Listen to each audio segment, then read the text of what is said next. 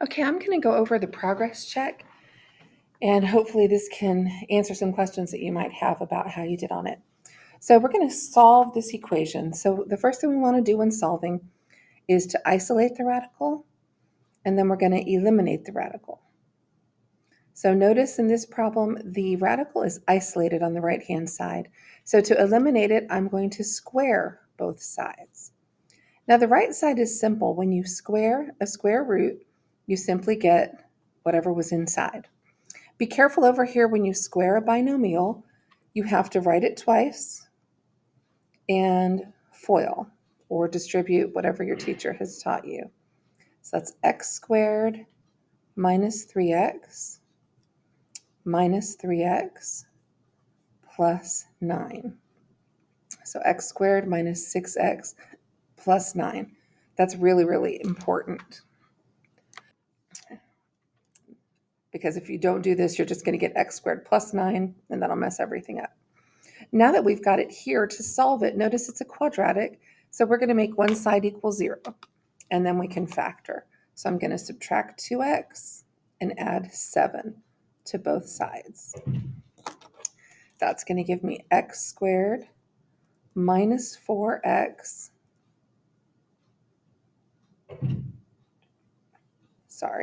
minus 8x plus 16 equals 0.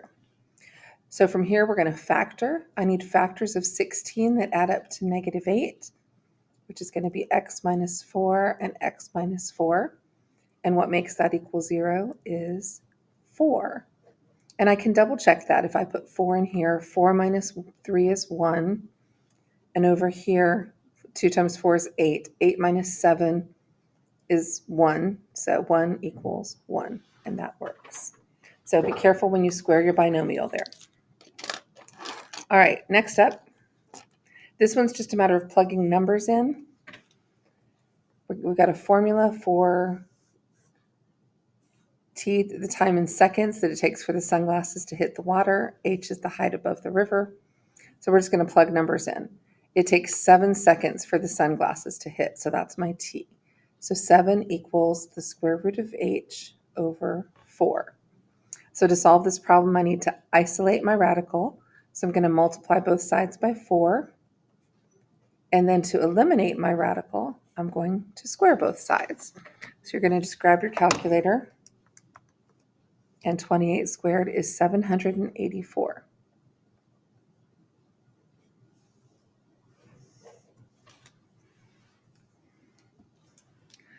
All right, the next one, we're going to express this in simplest radical form.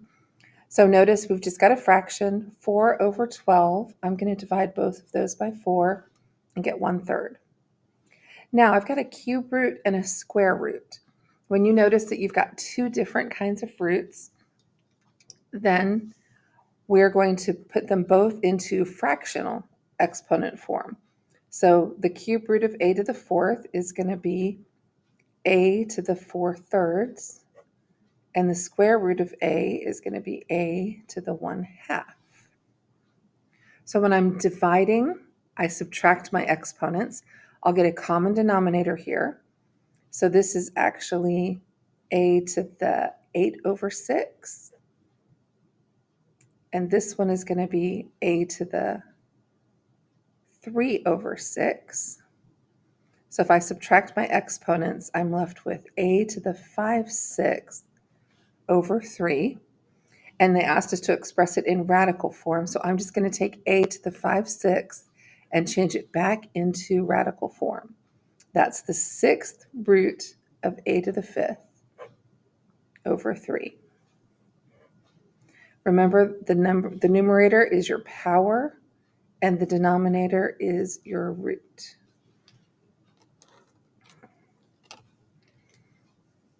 All right, next up, we're going to solve again. So we need to isolate our radical. Be careful here. This 5 is being multiplied by the radical. Do not add the 9 and the 5 together. We're going to subtract 9 from both sides and get 5 times the cube root of 2x equals 20. I'll divide both sides by 5 and get the cube root of 2x equals 4. Now that I've isolated the radical, I can eliminate it. I'm going to do both sides to the third power. So 4 to the third power is 64. When you cube a cube root, those are inverse operations. They cancel out, and you just get the number inside. Divide both sides by 2, and x is 32. You can plug that into your calculator and double check it, since you will have a calculator for this test. Now, number 5 has something a little bit different. It's got this fraction exponent to start with, which really stands for the cube root of x minus 3 squared. So if you wanted to rewrite it as this, you could, and then work it out. But first we're going to isolate. So I'll subtract 4 from both sides. So I have x minus 3 to the 2/3 equals 16. Now I'm going to do both sides to the reciprocal of this power, because my exponent rules say when you do a power to another power, you're going to multiply. And 2/3 times 3/2, that's just going to give me a 1. So I get the number inside. Now the thing to be careful of here is, remember that 2 stands for a square root. If I introduce a square root into the question, I have to put plus or minus on my answer. So I'm going to do 16 to the 3/2. I'll just do that on my calculator and get 64. So that's plus or minus 64. If you had done your cube root, okay, so let's say I do both sides to the third power, whatever 16 to the third power is, I don't know. It's 4096. Now, if I take the square root of both sides, there's that part. If I draw the square root symbol, I have to use plus or minus. And that's where that comes from. So remember, if the denominator is a 2, it's a square root. So now I have two equations. I have x minus 3 equals 64. I have x minus 3 equals negative 64. When you add 3 to both sides, you get positive 67 and negative 61. So that one's really important to remember. On the back page, express in simplest radical form. So we are going to do the distributive property, and then we'll simplify everything we have left. So 6 square root of x to the 5th times the square root of 20x. So I'm going to take 6 square root of 20x to the 6th. I'll simplify that in a minute. When I multiply this one, outside number times outside number, I get 12 square root of x to the 9th. Now we're going to simplify. Remember that 20 is 4 times 5. So 2 goes outside times the 6. X to the 6th, it's a square root, so all I have to do is divide by 2 and get x to the 3rd. Remember, 5 did not get to go outside because it's not a perfect square. And then 12x to the 9th.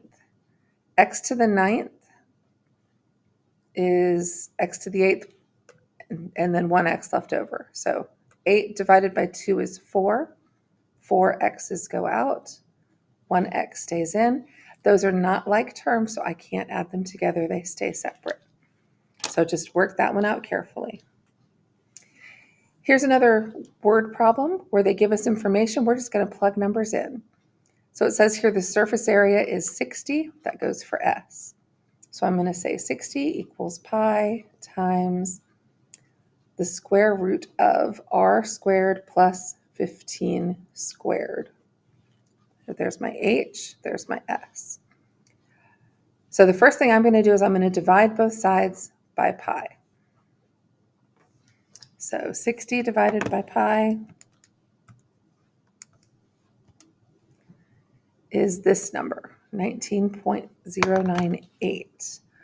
So I'm just going to write this down. I'm going to use the numbers in my calculator. I'm not going to write down everything that it says. 15 squared is 225. So at this point, I think I need to square both sides to get rid of my square root. So in my calculator, I'm just going to hit squared. And I get 364 equals, I'll put dot, dot, dot, r squared plus 225. Now I'm going to subtract the 225, which leaves me with 139 equals r squared. And now I'm going to take the square root of both sides to get rid of the squared. So on your calculator, you just have to do square root, and you can arrow up, and when you have it highlighted and hit enter, that's copy and paste. And I got 11.82. And the directions asked me to round to the nearest whole number. So R is about 12. Now, remember in the previous problem, we said if we draw the square root symbol, we have to do plus or minus. Would a negative 12 make sense here? We're talking about the radius of a cone. So a negative 12 wouldn't make sense. That's why we did not use the negative in this problem. All right, next one. If the solution is 8, x equals 8, what's the value of m? So basically, I'm going to put 8 in here for x, and then I'll solve for m.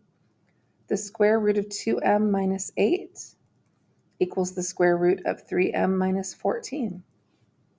If I square both sides, those square root symbols go away. And now I can solve for m. Subtract 2m from both sides, add 14 to both sides, and m equals 6. And you can double check that with your calculator. All right, the next one. This one had a bit of a challenge. Notice it's got this big old fraction to the 1/2 power. So I'm going to apply the 1/2 power to everything on the inside, and then I'm going to simplify what's left. Now remember what the 1/2 power means? X to the 1/2 means the square root of x. So if I do 25 to the 1/2 power, I just get 5. If I do 16 to the 1/2 power, I get 4. I'm just taking the square root. Now for my variables, remember power to a power meant multiply.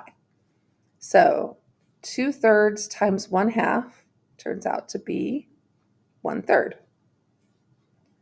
1/2 to the 1/2 turns out to be 1/4. On the denominator, 4/3 times 1/2 is 2/3. And y to the 1/2. Now the 5/4 is as simplified as it gets. But for my variables, I need to combine these. So when you're dividing, remember the rule was to do subtraction. So I've got 2/3 and 1/3. 2/3 minus 1/3 is 1/3 on the denominator. Now someone's going to go, well, wait a minute. 1/3 minus 2/3 is negative 1/3. Well, if I have x to the negative 1/3 on my numerator, isn't that really x to the 1/3 on the denominator? So that's what I just did. And the same thing happens with y. 1/4 minus 1/2 is going to leave me a y to the 1/4 on the denominator. Now the directions didn't tell us whether we're supposed to put it back into radical form or not, so this was an acceptable answer. And this also was an acceptable answer if you said the cube root of x, the 4th root of y. And some of you might have gotten really fancy and put them into the same radical. I won't even mess with that in this video. Either of those answers are perfectly acceptable. And the last one, we just want to simplify. It's a cube root, so you have to get out in groups of 3. So if I start breaking down 32, I remember that it's 8 times 4, and 8 is 2 times 2 times 2. 4 is only 2 times 2. So we get out in groups of 3, so 2's getting out. The other 2 2's, they're going to be stuck inside. We're going to multiply them back together. X to the 7th cube root. So 7 divided by 3 is going to give me x squared, and I'm going to have an x left over. Y to the 3rd, 3 divided by 3 is 1, so one of the y's gets out. Z to the 12th, 12 divided by 3 is 4. And then I've got a cube root of whatever was left, which was 2 times 2 times x. And there's my answer. So come and see me or Mrs. Tolliver if you have any further questions on your progress check.